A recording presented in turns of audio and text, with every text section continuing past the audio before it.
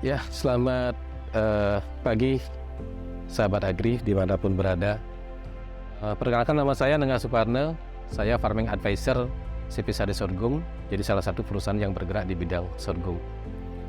Sahabat agri yang terhormat, yang saya cintai, yang saya banggakan, hari ini kita melakukan kegiatan panen di penanaman sorghum seluas 12 hektar, di mana kita menanam sorghum ini di akhir bulan Desember kemarin, tepatnya di 31 Desember tahun 2022 ya.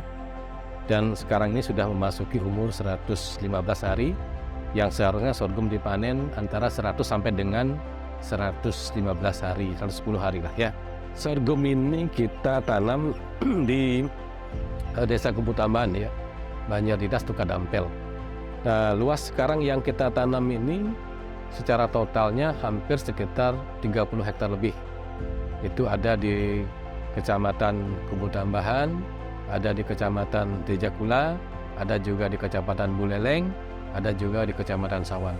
Tetapi yang terbesar yang menjadi pilot project kita adalah di Desa Kubu Tambahan ini, di Dusun Tukadampel ya.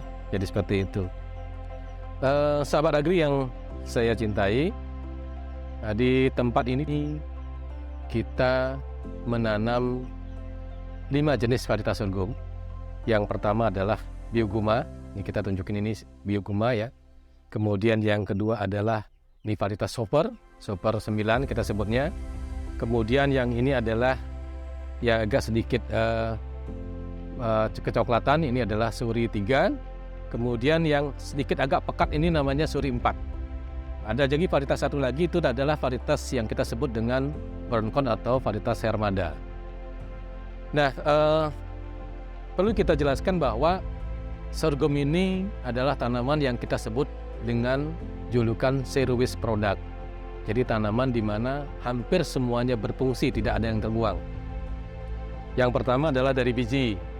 Biji sorghum ini kalau kita proses, kita olah, dia bisa menjadi beras. Kemudian tepungnya kita bisa gunakan untuk turunan yang lain, jadi olahan seperti misalnya kue, kemudian mie dan lain sebagainya. Kemudian dari biji itu kita juga bisa menghasilkan gula. Jadi kita sebutnya biasanya ini gula alami, tapi bisa juga kita sebut dengan gula padat ya. Dari sisi daun, sebenarnya daun sorghum ini bisa digunakan untuk keripik. Ini kan mungkin yang terbaru yang kita bisa dengar ya. Kita bisa gunakan juga untuk kompos, kemudian kita juga bisa gunakan untuk silase.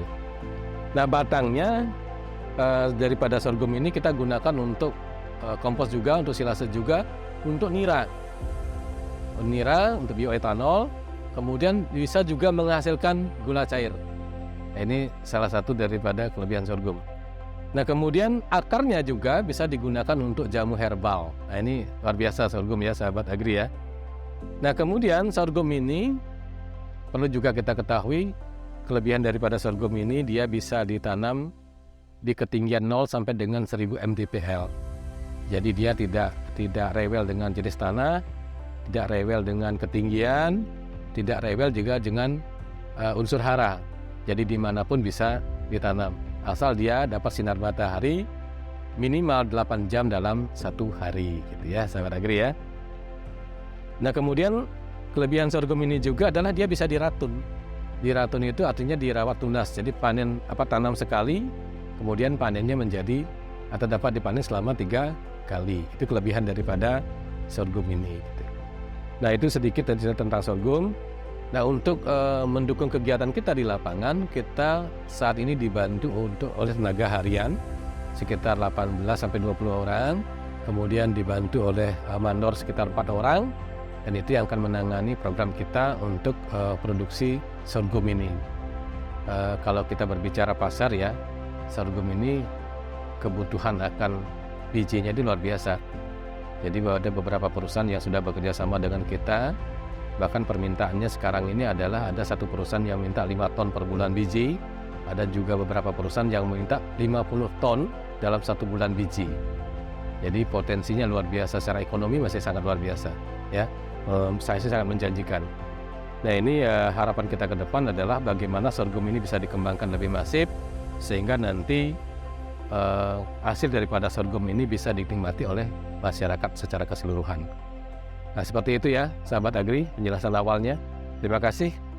Selamat pagi, salam sejahtera untuk kita semua.